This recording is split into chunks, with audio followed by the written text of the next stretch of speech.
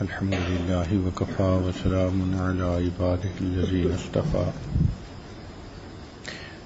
أما بعد فقال رسول الله صلى الله عليه وسلم الصدق شفيعي أو كما قال عليه الصلاة والسلام سبحان ربك رب العزة عما يصفون وسلام على المرسلين والحمد لله رب العالمين اللهم صل على سيدنا محمد وعلى آل سيدنا محمد وبارك وسلم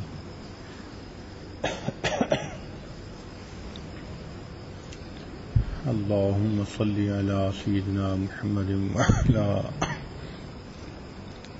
آل سيدنا محمد وبارك وسلم اللهم صل على سيدنا محمد وعلى آل سيدنا محمد وبارك وسلم الصدق شفيعي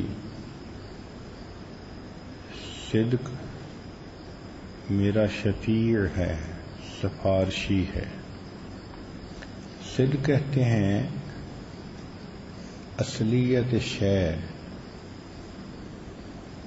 یا کسی چیز کی قوت کمال، اس کو صدق کہتے ہیں۔ اس لیے قرآن مجید میں ایک دعا نقل ہے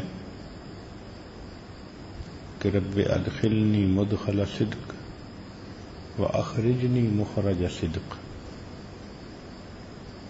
تو مدخل میں صدق سے مراد دخول مدینہ، توجہ کامل، اور مخرج صدق سے مراد خروج مکہ۔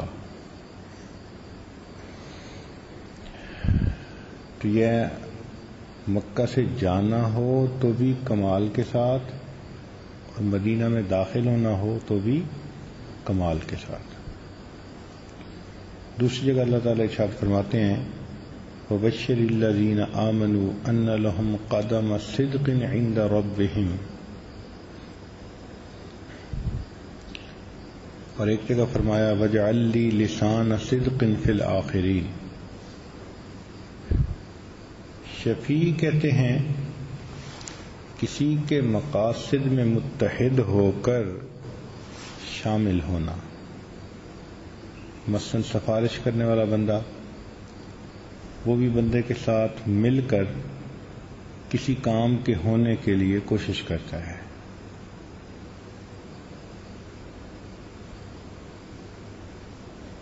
سچ دین اسلام کے اندر بہت اہمیت رکھتا ہے۔ نبی علیہ الصلوۃ والسلام نے ارشاد فرمایا مومن سب کچھ ہو سکتا ہے مگر جھوٹا نہیں ہو سکتا۔ اور ایک روایت میں آتا ہے کہ جب کوئی بندہ جھوٹ بولتا رہتا ہے تو ایک ایسا وقت آتا ہے کہ اللہ تعالیٰ جھوٹوں کے دفتر میں اس بندے کا نام لکھوا دیتے ہیں۔ اور بعض روایات میں آتا ہے کہ جب بندہ جھوٹ بولتا ہے تو اس کے منہ سے بدبو نکلتی ہے، فرشتوں کو ایذا پہنچتی ہے، وہ اس سے دور ہو جاتے ہیں۔ اب ہمیں تو محسوس نہیں ہوتا، لیکن جھوٹ بولنے سے انسان کے منہ سے بدبو نکلتی ہے۔ تو شریعت نے سچ کو بہت پسند کیا، حتیٰ کہ نبی علیہ السلام تشریف لائے اور آپ نے فرمایا بعثت لأتمم مکارم الاخلاق، میں مکارم اخلاق کی تعلیم کے لیے آیا ہوں، مبعوث ہوا ہوں۔ اور وہ مکارم اخلاق کیا تھے؟ سچ بولنا اور سچائی کا معاملہ کرنا، دو الگ الگ چیزیں ہیں۔ کئی دفعہ بندہ لفظ تو سچ بول رہا ہوتا ہے اور دوسرے بندے کو حقیقت نہیں پہنچا رہا ہوتا۔ تو ذرا سوچئے کہ سچ بولنا اور سچائی کا معاملہ کرنا۔ اب مثال کے طور پہ ایک آدمی نے کہیں پہنچنا ہے اور ادھر سے فون آ رہا ہے کہ تم لیٹ ہو گئے ہو، جلدی آؤ، کیا ہو گیا؟ تو وہ پوچھتا ہے کہ تم کتنا دور ہو؟ تو یہ سامنے دیکھ کے کہتا ہے 2-3 کلومیٹر. اب 2-3 کلومیٹر تو اس نے کہا، لیکن حقیقت میں یہ 23 کلومیٹر دور تھا. وہ 23 کو پڑھنے کا طریقہ اس نے کیا بنایا؟ جی بس 2-3 کلومیٹر دور. تو اگلے کو تو غلط مفہوم پہنچا نا. حالانکہ لفظ تو ٹھیک پڑھ رہا ہے، حرف ٹھیک پڑھ رہا ہے، عدد ٹھیک پڑھ رہا ہے، 2-3 کلومیٹر. تو سچ بولنا الگ چیز ہے، سچائی کا معاملہ کرنا یہ الگ چیز ہے. شریعت کا حسن دیکھیے کہ شریعت نے دونوں کو الگ الگ کہا، کہ ایسا نہیں کہ تم سچ بول کے دوسرے بندے کو دھوکہ دو، نہیں، حقیقت شے سامنے آئے. لہذا دین اسلام میں سچ بولنے کی بہت زیادہ تاکید کی گئی ہے. تو یہ ذہن میں رکھ لیں کہ جھوٹ جتنا بھی تیز بھاگے، سچ بالآخر اس کو جا کے پکڑ لیتا ہے. جھوٹ کتنا ہی تیز بھاگے، سچ اس کو جا کر پکڑ لیتا ہے. لگتا یہ ہے کہ جھوٹ بولنے سے نجات ہوگی، حالانکہ الصدق ینجی، سچ سے نجات ہوتی ہے. والکذب یہلک، اور جھوٹ سے تو انسان کو ہلاکت ہوتی ہے. انسان کا دماغ اس کو دھوکہ دیتا ہے، کہتا ہے جھوٹ بولو جان بچ جائے گی، جان پھنس جائے گی، جان بچے گی نہیں. بچانے والی چیز سچ ہے. تو انسان اگر سچ کی زندگی گزارے تو اللہ تعالیٰ کی مدد اس بندے کے ساتھ ہوتی ہے. سیدنا عمر فاروق لانو کے پاس ایک شہزادہ آیا کسی علاقے کا جو مسلمانوں کا بڑا مخالف تھا. مسلمانوں کو اس نے بہت ایذا پہنچائی تھی، نقصان پہنچایا تھا. تو عمر لانو چاہتے تھے کہ بس اس کو تو سیدھا سیدھا قتل ہی کر دو، خس کم جہاں پاک. جیسے وہ دربار میں داخل ہوا تو عمر لانو نے جلاد کو بلایا، تو میں اس کی گردن اڑاؤ. مگر آپ کی عادت مبارکہ تھی کہ آپ اگر کسی بندے پر یہ سزا لاگو فرماتے تو اس سے پوچھتے بھی تھے کہ بھئی تیری کوئی آخری خواہش؟ تو آپ نے اس سے بھی پوچھ لیا. اس نے کہا جی کہ میری آخری خواہش ہے کہ میں ایک پیالہ پانی پی لوں. میں پلاؤ بھائی اس کو. اب جب پانی لا کے دیا وہ پینے لگتا ہے مگر اس کے ہاتھ کانپ رہے ہیں. تو عمر فاروق لانو نے پوچھا بھئی تمہارا کیا معاملہ ہے؟ کہنے لگا جی مجھے ڈر لگ رہا ہے کہ ادھر میں پانی پینے لگوں گا اور ادھر آپ کا جلاد تلوار چلائے گا اور میری گردن اڑا دے گا، مجھ سے پانی پیا ہی نہیں جا رہا. تو عمر فاروق لانو نے جلدی میں فرما دیا کہ جب تک تو پانی نہیں پیے گا تجھے قتل نہیں کریں گے. جیسے ہی یہ کہا، چالاک آدمی تھا، اس نے فوراً پانی کا پیالہ زمین پہ گرا دیا. کہنے لگے جی اپنے قول پہ پکے رہیں. آپ کے الفاظ یہ تھے کہ جب تک یہ پانی آپ نہیں پیئیں گے اس وقت تک تمہیں قتل نہیں کریں گے. پانی تو میں نے نہیں پیا، اب آپ مجھے قتل نہیں کر سکتے. کوئی ہمارے جیسا ہوتا تو وہ کہتا ہے الو کا پٹھا، باتیں کرتے ہیں آگے سے، جلدی قتل کرو اس کو. وہ عمر فاروق تھے، انہوں نے اپنے قول کا پاس رکھا. کہنے لگے ہاں بات تو میں نے یہی کی تھی، چلو ٹھیک ہے میں نے تمہیں چھوڑ دیا. جیسے ہی انہوں نے فرمایا کہ میں نے تمہیں چھوڑ دیا تو وہ کہنے لگا کہ امیر المومنین میں نے تو ایک ہیلا کیا تھا اس سزا سے بچنے کا، لیکن اندر سے میں اسلام سے بہت متاثر تھا. یہ سچ کا مذہب ہے، یہ سچ کا پرچار کرنے والا دین ہے. اگر میں پہلے ایمان لے آتا دنیا کہتی موت کے ڈر سے مسلمان ہو گیا. اب آپ نے موت کا حکم تو مجھ سے پیچھے ہٹا لیا، اب میں اپنے اختیار سے کلمہ پڑھ کر مسلمان ہوتا ہوں. اب محسوس کیا ہو رہا تھا کہ یہ شکار نکل گیا، لیکن سچ سچ ہے. تو جھوٹ کتنا ہی تیز کیوں نہ بھاگے، سچ بالآخر اس کو جا کر پکڑ لیتا ہے. چنانچہ صدق کی علامات ہوتی ہیں. ایک تو یہ کہ انسان کی زبان سے جھوٹ نہ نکلے، یہ بڑا مشکل کام ہے. مجھے جب میرے شیخ نے حکم فرمایا کہ بچہ تم محنت کرو کہ تمہاری زبان سے جھوٹ نہ نکلے، تو ہم سمجھے کہ بڑا آسان کام ہے، بس آج کے بعد نہیں بولیں گے. لیکن یہ تو پھر محنت کر کے پتہ چلا دنیا میں شاید اس سے مشکل کام کوئی نہیں. اس لیے کہ انسان ہر وقت تو جھوٹ نہیں بولتا، وہ تو جھوٹ کے موقع پہ جھوٹ بولتا ہے نا.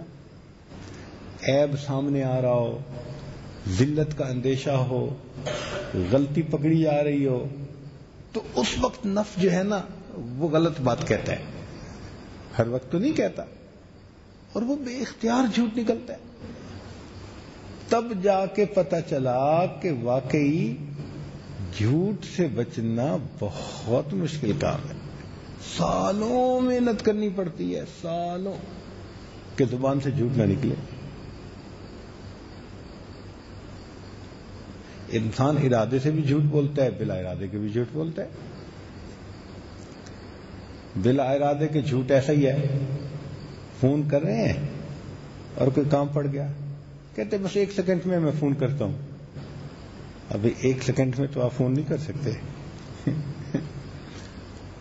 تو ہے بغیر ارادے کے، مگر ہے تو جھوٹ، خلاف حقیقت ہے. تو جب انسان محنت کرنے لگتا ہے، سمجھ تو پھر لگتی ہے کہ کتنی چیزیں انسان کی زبان سے خلاف حقیقت نکلتی ہیں.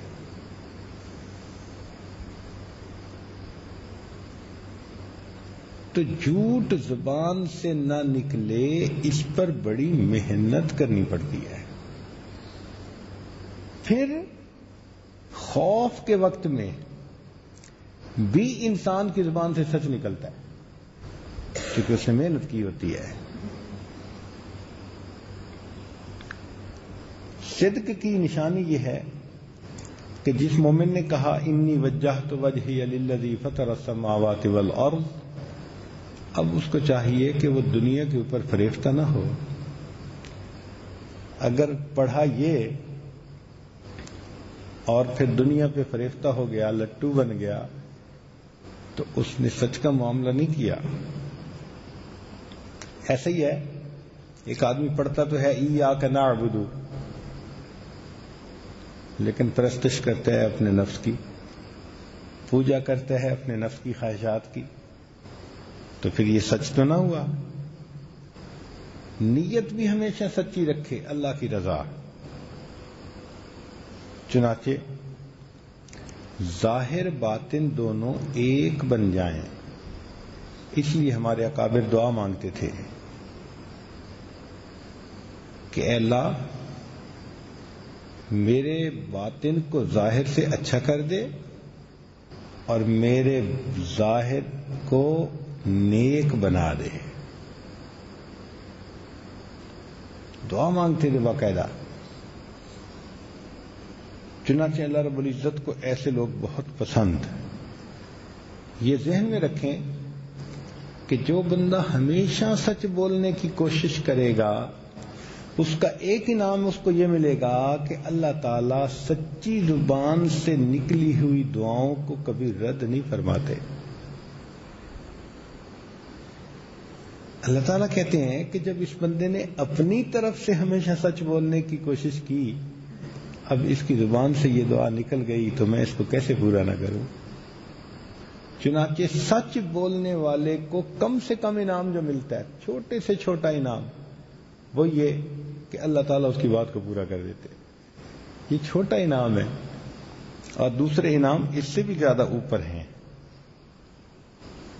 ہمارے اکابر نے کہا ہے جب دل غیر سے خالی ہو اور پیٹ حرام سے خالی ہو تو انسان کے اٹھے ہوئے ہاتھ اللہ کے دربار سے کبھی خالی واپس نہیں جاتے. جب دل غیر سے خالی ہو اور پیٹ حرام سے خالی ہو تو بندے کے اٹھے ہوئے ہاتھ اللہ کی بارگاہ سے کبھی خالی واپس نہیں جاتے. اس لیے سلوک طے کرنے کے لیے دو چیزیں ہیں، ایک کو کہتے ہیں رزق حلال اور دوسرے کو کہتے ہیں صدق مقال.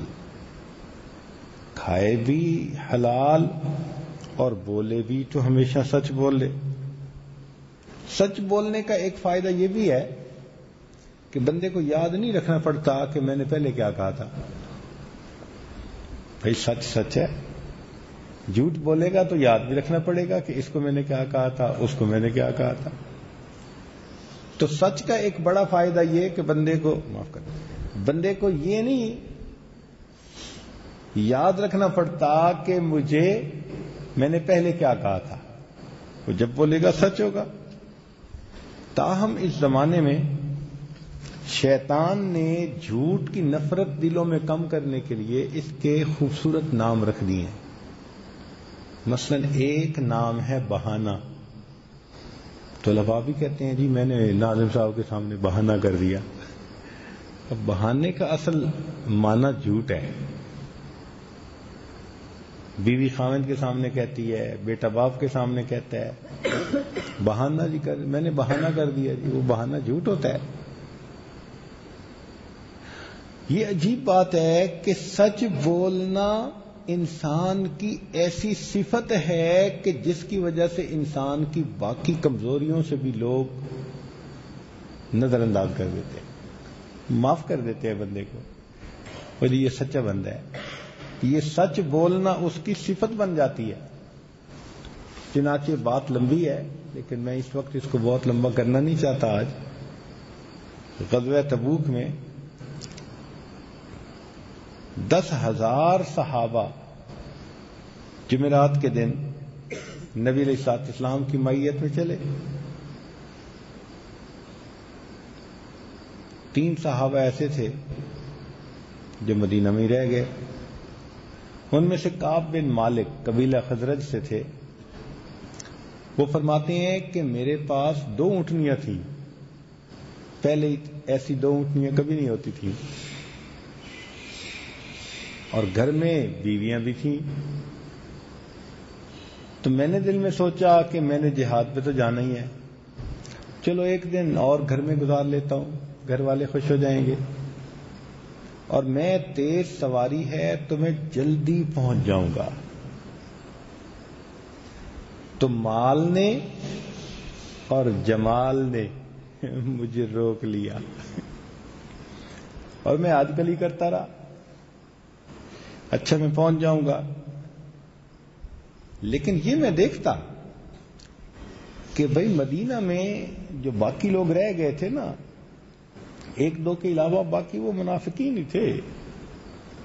مگر میں سوچتا تھا کہ میں پہنچ جاؤں گا اور میں اسی میں رہا. آج کل پتہ چلا کہ جناب وہ تو قافلہ واپس آ رہا ہے.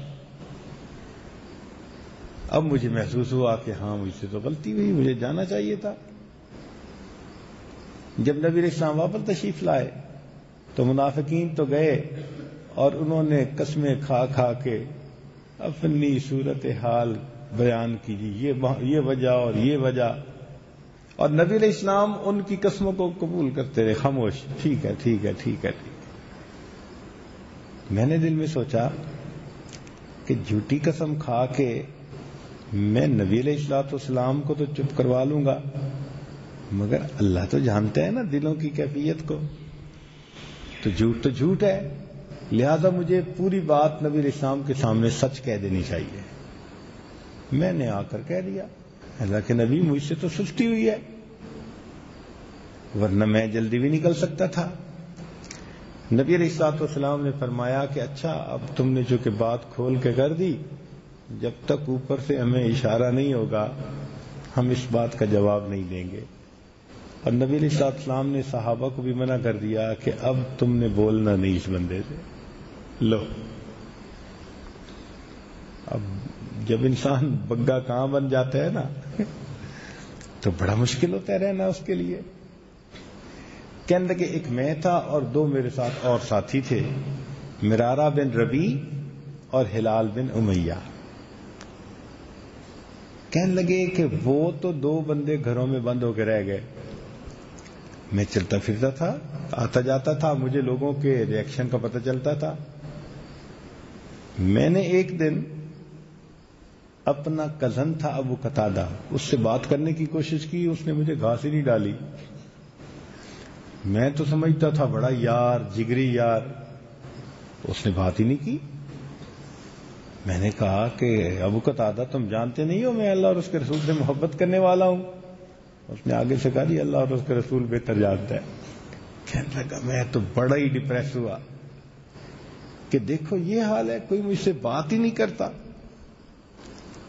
اتنے میں مجھے دل میں غم یہ تھا کہ اگر اس حالت میں مر گیا تو نبی علیہ السلام میرے جنازے کی نماز نہیں پڑھیں گے، اور اگر نبی علیہ الصلوۃ والسلام دنیا سے تشریف لے گئے تو نبی علیہ السلام ناراض جائیں گے. کہنے لگا یہ جو غم تھا اس نے مجھے بے چین کر دیا تھا. اتنے میں ایک مصیبت اور آ پڑی کہ یہ بات چلتے چلاتے وہ عیسائیوں کا بادشاہ تھا شاہ غسان، اس نے میری طرف ایک خط بھیجا کسی کے ذریعے سے کہ تمہارے سردار نے تمہیں بہت مشکل میں ڈالا ہوا ہے، تو لہذا تم اگر میرے پاس آؤ تو میں تمہاری مدد کروں گا، عزت دوں گا. تو اس خط کو تو میں نے تنور میں ڈالا، لیکن مجھے دکھ اس بات کا کہ اچھا اب شیطان کو میں ہی ملا تھا حملہ کرنے کے لیے. اب کافر مجھ سے تمنا رکھنے لگ گئے، اتنا میں نیچے گر گیا، اتنا میری حالت پتلی ہو گئی. کافر مجھ سے تما رکھنے لگ گئے، توقع رکھنے لگ گئے. کہنے لگے کہ میں اور بھی زیادہ اس سے پریشان ہوا. بڑی مشکل سے 40 دن گزرے کہ نبی علیہ الصلوۃ والسلام کی طرف سے پیغام ملا کہ بیوی سے بولنا بھی بد. لو اب بیوی جو ہوتی ہے نا یہ بڑھاپے کا گھونٹا ہوتی ہے، لاٹھی ہوتی ہے بڑھاپے کی. تو جوانی میں جتنی ضرورت ہوتی ہے اس سے زیادہ ضرورت بڑھاپے میں ہوتی ہے، ہر کام تو وہی سمیٹتی ہے. اب جب بیوی سے ہی بولنا بند تو کہنے لگے اور مصیبت، ایک نیا غم. میرے ساتھی جو دوسرے تھے وہ گئے اور انہوں نے جا کر کہا کہ اللہ کے نبی میں بوڑھا ہوں تو خدمت کی ضرورت ہے. فرمایا ہاں تمہاری بیوی تمہاری باقی کام کر سکتی ہے لیکن تم میاں بیوی والا مسئلہ نہیں کر سکتے. مجھے بھی لوگ کہتے کہ تم بھی جاؤ، مگر مجھے حجاب محسوس ہوتا کہ میں کیسے جاؤں. کہنے لگے اسی حال میں میری یہ حالت بن گئی، زمین کے اوپر سے مجھے زمین کا اندر زیادہ اچھا محسوس ہونے لگا. زمین اپنی پوری فراخی کے باوجود مجھے تنگ محسوس ہونے لگی. حتی اذا ضاقت علیہم الارض بما رحبت، اور مجھے اللہ کے سوا کوئی ملجا اور منشا نظر نہیں آتا تھا. ایسے ہی ہوتا ہے. آج کل کے دنیا دار لوگ مہینے کی ابتدا تنخواہ ہاتھ میں تو لٹ لے موج بہار، اور جب 20-25 دن گزر جاتے ہیں اور قرضے چڑھنے لگتے ہیں تو پھر کہتے ہیں بلا لو مدینے والے.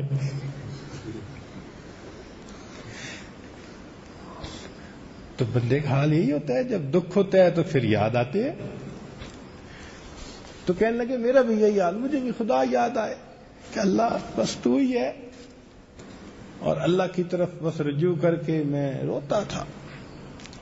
جب 50 دن گزرے تو نبی علیہ السلام ام سلمہ رضی اللہ تعالیٰ عنہ کے گھر میں تھے کہ وحی کے ذریعے اللہ رب العزت نے اپنے پیارے حبیب صلی اللہ علیہ وسلم کو خوشخبری دے دی اور ہماری توبہ کی قبولیت کی اللہ تعالیٰ نے خبر عطا فرما دی. نبی علیہ الصلوۃ والسلام نے جب بتایا تو حمزہ ابن عمر قبیلہ اوس کے تھے، وہ بھاگے اور مجھے آ کے انہوں نے بتایا. میں اتنا خوش ہوا کہ جو 2 کپڑے میں نے پہنے ہوئے تھے میں نے اسے ہدیہ دے دیا. یہ خوشی کی کیفیت تھی. جب میں آیا مسجد میں تو طلحہ رضی اللہ تعالیٰ عنہ نے مجھے مبارکباد دی. کہنے لگے یہ طلحہ رضی اللہ عنہ کی مبارکباد مجھے کبھی نہیں بھولے گی. واقعی مشکل وقت میں جو محبت کا بول بولے، جو پیار کی نگاہ سے دیکھے، وہ بندے کا احسان کبھی بھولتا نہیں بندے کو. نبی علیہ الصلوۃ والسلام نے بھی مبارکباد دی.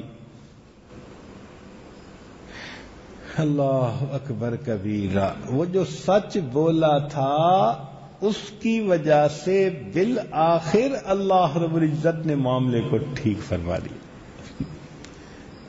تو اس واقعے سے پتہ یہ چلتا ہے کہ الصدق ینجی، نجات کون سی چیز دیتی ہے؟ سچ دیتی ہے. اور الکذب یہلک، اور جھوٹ جو ہے وہ انسان کو ہلاک کر ڈالتا ہے. چنانچہ مفتی عبداللطیف گنگوہی رحمۃ اللہ علیہ ایک مرتبہ گھر کی عورتوں کے ساتھ رشتہ داروں کے پاس جا رہے تھے شادی میں شرکت کے لیے.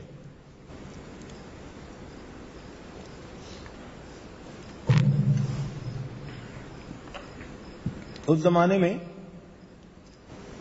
تانگے ہوتے تھے، اس پہ عورتیں بیٹھی ہوئی ہیں.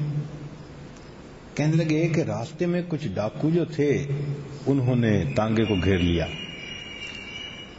تعداد میں زیادہ تھے، مفتی صاحب اکیلے، باقی سب عورتیں، اور ڈاکو 4-5. تو کہنے لگے ان کی نیت کا مجھے پتہ تو چل گیا. میں نے دل میں سوچا کہ اگر میں ان سے کو مقابلہ بھی کروں گا تو یہ مجھے تکلیف بھی پہنچائیں گے اور عورتوں سے زیور چھین کے بھی لے جائیں گے، الٹا بے پردگی بھی ہوگی. تو میں نے ان کو کہا کہ بھئی تم آرام سے کھڑے ہو جاؤ، بتاؤ تمہیں کیا چاہیے. ان کا جی ہمیں مال سونا پیسہ چاہیے. میں نے کہا بھئی ہمارے پاس جو کچھ ہے ہم تمہیں دے دیتے ہیں، تم عورتوں کو بے پردہ نہ کرو. ان کا ہمیں سے کیا غرض ہے؟ وَمَا لَنَا فِي بَنَاتِكَ مِنْ حَقٍّ وَإِنَّكَ لَتَعْلَمُ مَا نُرِيدُ. ہمیں تو پیسہ چاہیے. کہنے لگے عورتوں کو انہوں نے سب کو فرما دیا کہ جو زیور ہے تم سب کچھ دے دو. کبھی کبھی اپنی عزت بچانے کے لیے اپنے مال کو ٹھوکر لگانی پڑتی ہے. مومن کی یہ شان ہے، اس کی عزت زیادہ اہم ہے بنسبت مال کے. مال تو آنی جانی چیز ہے. کہنے لگے بس کہنا تھا عورتوں نے اپنے سارے زیور، کوئی کانٹے اتار رہی ہے، کوئی گلے کے لاکٹ اتار رہی ہے، کوئی چوڑیاں، کوئی انگوٹھی، اور میں نے ایک رومال میں وہ سارا زیور رکھا اور رکھ کے ان کو دے دیا. ڈاکو بھی کہتے ہوں گے کہ یہ تو بہت اچھا بندہ ہے کہ خود ہی خود اس نے سارا ہمارا کام کر دیا. وہ یہ جو سرائکی کا علاقہ ہے نا، تو یہاں کے لوگ بولتے ہیں نا تو بڑا میٹھا بولتے ہیں. تو مشہور ہے کہ وہاں چور بھی آتے ہیں نا کسی گھر میں تو آ کے کہتے ہیں کہ میڈا سائیں اللہ دا واسطہ ہے آپ پہ لٹی بن جاؤ.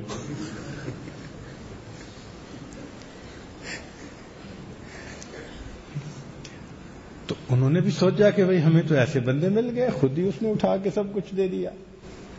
لو جی وہ لے کے چل پڑے.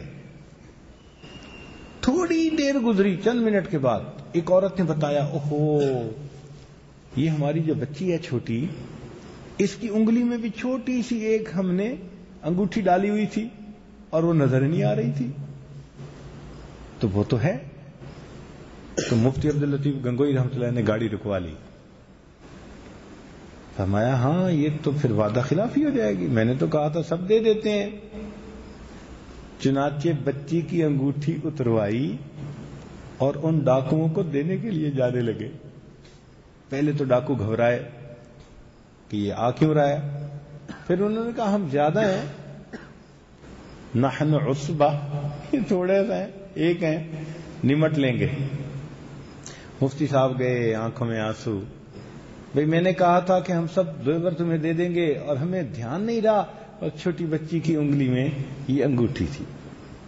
یہ لے لو مفتی صاحب کے اس عمل کا ایسا اثر ہوا کہ ڈاکوؤں نے سوچا کہ یہ بندہ اپنی بات کا اتنا خیال کر رہا ہے جو ہم سے کی ہے، اور ہم نے بھی تو اپنے خدا سے عہد کیا ہوا ہے، ہم قیامت کے دن کیا جواب دیں گے؟ لہذا ان سارے ڈاکوؤں نے توبہ کی اور حضرت کو سارا زیور واپس بھی لوٹا دیا، حضرت سے بیعت ہو کر مرید شاگرد بھی بن۔ الصدق ینجی والکذب، سچ ہمیشہ نجات دیتا ہے بندے کو، ہمیشہ نجات دیتا ہے۔ امام اعظم حنیفہ رحمۃ اللہ علیہ شروع میں کپڑے کی دکان پر کرتے تھے، اور اس امت کو تجارت دو بندوں نے کر کے دکھائی ہے، صحابہ میں صدیق اکبر رضی اللہ عنہ نے، اور ائمہ میں سے امام اعظم حنیفہ رحمۃ اللہ علیہ نے۔ اس کی اپنی ایک تفصیل ہے۔ تو ایک تھان تھا جس پر کوئی داغ لگا ہوا تھا، تو امام صاحب نے اپنے بندے کو کہا ہوا تھا جو وہاں بیٹھا ہوا تھا نا، سیل ریپرزینٹیٹو،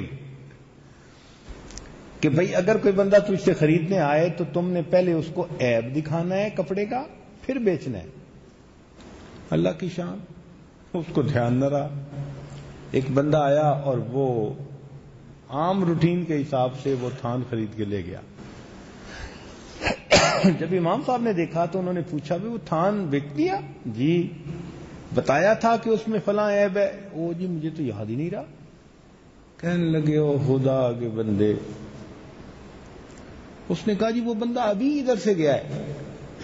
حضرت نے اس کے وہ پیسے جو اس نے دیے تھے نا وہ سارے اٹھائے، اور اس کی تلاش میں جس سے پوچھیں بھئی وہ اس رنگ کے کپڑوں والا بندہ، وہ کہیں جی ادھر گیا، وہ ادھر گیا، چلتے چلتے حتیٰ کہ شہر کے کنارے پہنچے، اور وہاں ایک جوہر تھا پانی کا۔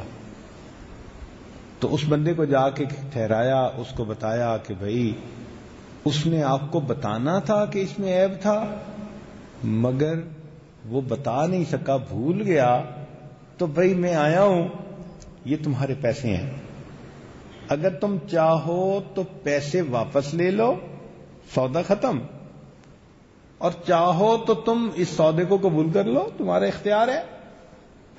اس نے کہا جی پیسے لائے۔ حضرت نے پیسے دیے تو اس نے پیسے لے کے سارے جوہر پانی کے اندر یوں پھینک دیے۔ بڑے حیران، یہ آپ نے کیا کیا؟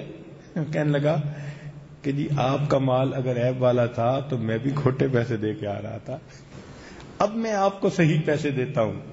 چنانچہ اس بندے نے اب صحیح پیسوں سے پیمنٹ کی، اللہ رب العزت نے سچ کے بدلے وہ کھوٹے پیسوں سے بچا کر ان کو صحیح والے پیسے عطا فرمائے۔ سچ ہمیشہ نجات دیتا ہے۔ عزیز بچوں، یہ ذہن میں بٹھا لو، ہم نے سچ بولنا ہے اور پھر ہمارا مددگار ہمارا پروردگار ہوگا۔ مشہور واقعہ ہے مفتی لائی بخش گاندھلی رحمۃ اللہ علیہ والا، کہ ہندو اور ایک مسلمان کے درمیان ایک پلاٹ کے اوپر جھگڑا ہو گیا۔ مسلمان کہتا میرا ہے، ہندو کہتا میرا ہے۔ تو مسلمان بڑا سمارٹ بنا، اس نے اعلان کروا دیا جی مجھے پلاٹ مل گیا، میں مسجد بناؤں گا۔ تو جواب میں ہندو نے کہا کہ مجھے مل گیا تو میں مندر بناؤں گا۔ وہ بات تو تھی دو بندوں کی ذاتی، اور بن گئی وہ دو بندوں کی ایک دوسرے کے ساتھ دینی ایشو بن گیا۔ مسلمان ان کے ساتھ، ہندو ان کے ساتھ۔ قریب تھا کہ پورے شہر کے اندر یا گاؤں کے اندر ایک دوسرے کی خون خرابہ ہوتا، مقدمہ درج ہو گیا۔ تو انگریز جج تھا، اس نے کہا کہ بھئی کوئی سلو کی صورت ہو سکتی ہے؟ ہندوؤں نے کہا جی ہم ایک مسلمان کا نام بتاتے ہیں، آپ ان کو بلائیں، جو وہ کہہ دیں ہم اس کا فیصلہ مان لیں گے، حکم۔ اس نے اگلی ڈیٹ دے دی۔ ہندو بڑے پریشان، یار تم نے مسلمان کو حکم بنایا, تم تو جیتی بازی ہار گئے. بڑے پریشان, اور مسلمان بڑے خوش. وہ جی جو بھی ہے مسلمان ہے نا, اللہ کا گھر بنانے کی بات کرے گا نا آخر, ہم جو گھر بنا رہے ہیں. اگلی دفعہ جب گئے تو انگریز نے ان کو بلایا ہوا تھا. اس نے کہا مفتی صاحب یہ کس کی زمین؟ ان کا جی ہندو کی. تو کیا ہندو اس کے اوپر مندر بنا سکتے ہیں؟ ان کا جی ملکیت جب ان کی ہے تو اختیار بھی ان کا, وہ گھر بنائے, وہ مندر بنائے, وہ جو چاہے بنائے. تو اس وقت انگریز جج نے ایک فیصلہ لکھا. اس نے کہا کہ آج کے اس مقدمے میں مسلمان تو ہار گئے مگر اسلام جیت گیا. آج کے اس مقدمے میں مسلمان تو ہار گئے مگر اسلام جیت گیا. جب اس کی یہ بات سنی تو ہندو کہنے لگے کہ جج صاحب آپ نے اپنا فیصلہ تو سنا دیا, ہمارا فیصلہ نہیں سنا. بھائی تمہارا فیصلہ کیا ہے؟ کہ ہمارا فیصلہ یہ ہے کہ جب اسلام اتنا سچائی کا پرچار کرنے والا دین ہے, ہم بھی کلمہ پڑھتے ہیں, مسلمان ہوتے ہیں اور اعلان کرتے ہیں اس جگہ پر ہم اپنے ہاتھوں سے مسجد بنائیں. الصدق صدق نجات دیتا ہے, ہمیشہ منزل پہ پہنچا دیتا ہے. میں اب آپ کو ایک واقعہ سنا کے بات کو سمیٹوں گا, کیونکہ دماغوں میں آپ کے امتحان اور دیکھو کتنا بڑا امتحان ہے کہ ادھر امتحان اور ادھر صبح صبح درس شروع کر دیا. خیر ہے, تھوڑی دیر میں آپ کو فارغ کر دیتے ہیں. ہمارے ایک دوست تھے وکیل صاحب, بیوی ان کی لیڈی ڈاکٹر, خود ماشاءاللہ وہ بڑے ماہر گھرانے کے لوگ تھے, زمیندار گھرانے کے, اور ماشاءاللہ ایک سیاسی پارٹی کے کوئی عہدیدار بھی تھے, بڑی باتیں کرنے والے. اب آپ خود بھی اندازہ لگا سکتے ہیں بھئی ایک وکیل اور اوپر سے سیاسی پارٹی کے عہدیدار, یک نہ شد. چونکہ وکیل کے بارے میں تو مشہور ہے نا کہ پیدا ہوا وکیل تو شیطان نے کہا لو میں بھی اب صاحب اولاد ہو گیا. تو لوگ تو یہ سمجھتے ہیں, وہ کہتے ہیں کہ جی میں 50,000 روپیہ مہینے کے کماتا تھا. یہ وہ زمانہ ہے جب انجینئر کی تنخواہ بھی 2,000 اور 3,000 ہوتی تھی. اس زمانے میں 50,000 کماتا تھا. اللہ والے کی صحبت میں آ گیا, اللہ والوں نے سچ کی بات کہی, اس بندے کے دل میں اتر گئی. اس نے سوچا کہ میں آج کے بعد جھوٹ نہیں بولوں گا. اب بتاؤ, وکالت کا پیشہ اور دل میں نیت کیا کہ میں جھوٹ نہیں بولوں گا. بیوی سے مشورہ کیا,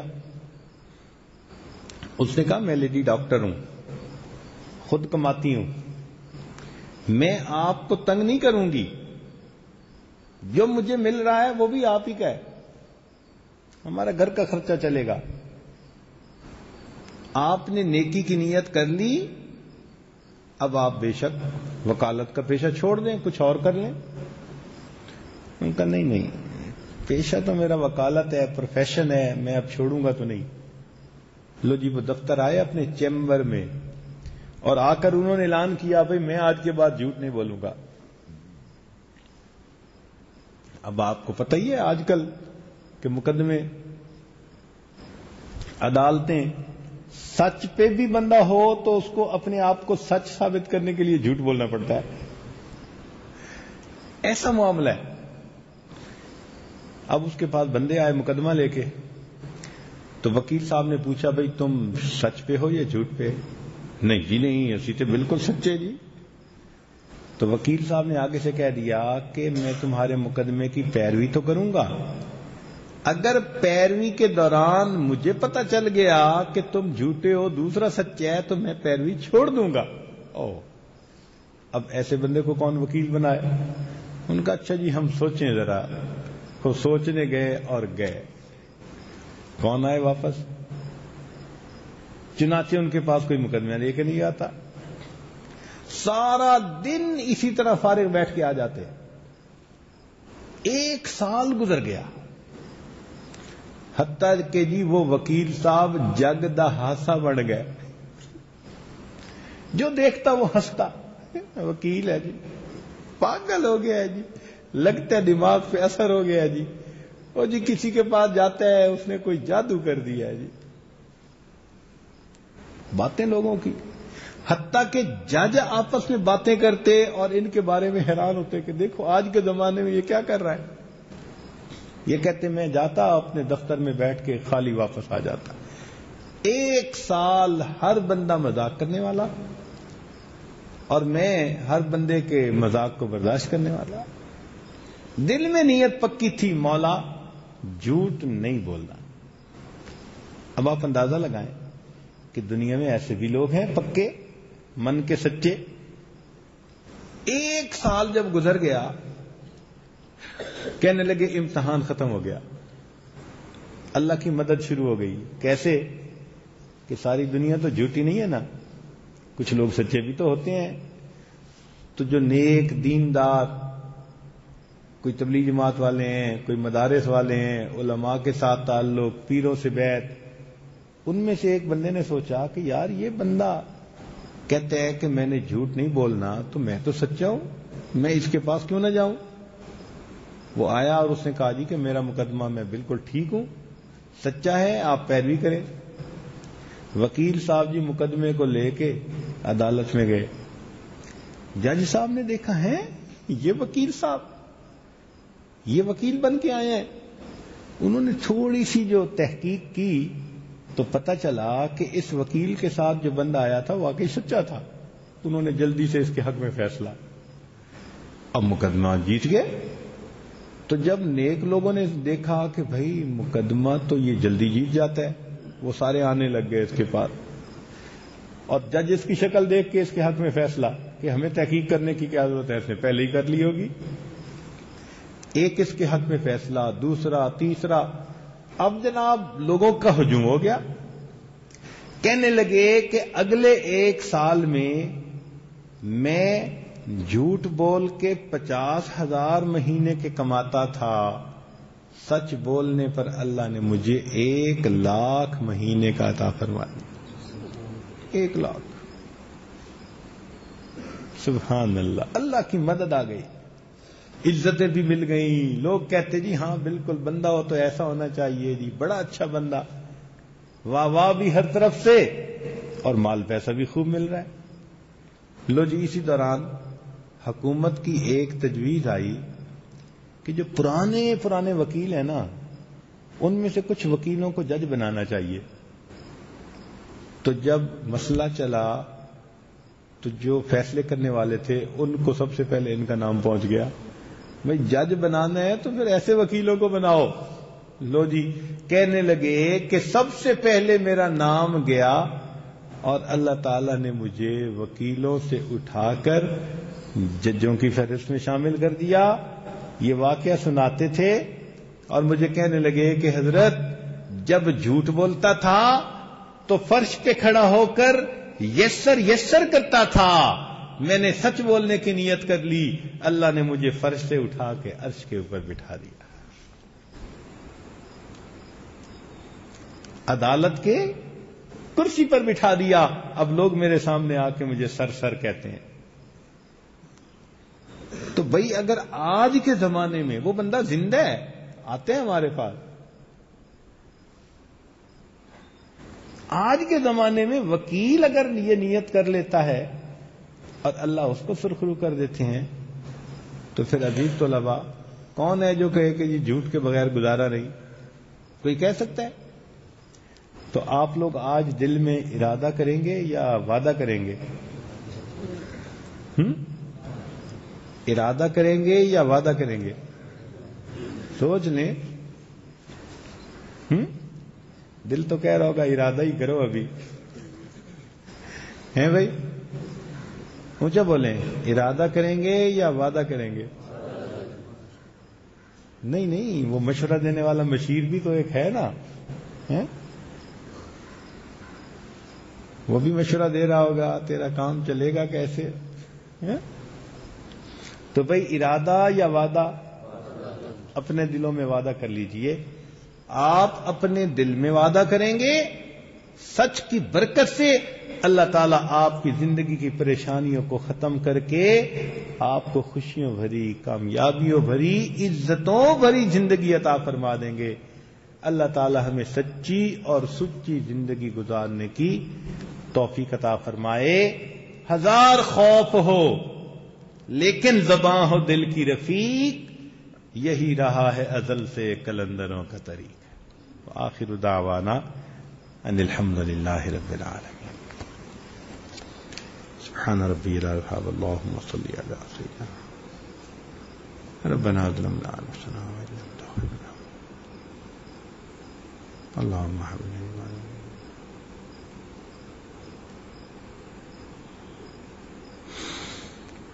صلی اللہ تعالی علی حبیبی سیدنا محمد اجمعین برحمتہ۔ جزاکم اللہ خیرا۔